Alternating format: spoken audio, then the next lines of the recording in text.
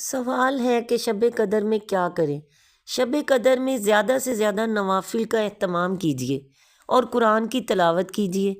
اس رات کی اہمیت یہ ہے کہ اس رات میں قرآن مجید نازل ہوا۔ قرآن مجید میں ہے، ہم نے اس قرآن کو شب قدر میں نازل کیا، اور تم کیا جانو شب قدر کیا ہے؟ شب قدر 1000 مہینوں سے بہتر ہے۔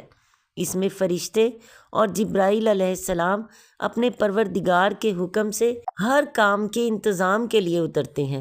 سلامتی ہی سلامتی یہاں تک کہ صبح ہو جائے۔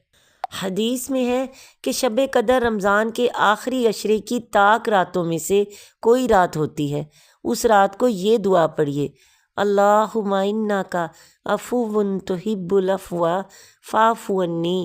الہی تو بہت ہی زیادہ معاف کرنے والا ہے، کیونکہ معاف کرنا تجھے پسند ہے، پس تو مجھے معاف فرما دے۔ حضرت انس رضی اللہ تعالیٰ عنہ فرماتے ہیں، ایک سال رمضان آیا تو نبی صلی اللہ علیہ وسلم نے فرمایا، تم لوگوں پر ایک مہینہ آیا ہے جس میں ایک رات ہے جو 1000 مہینوں سے افضل ہے۔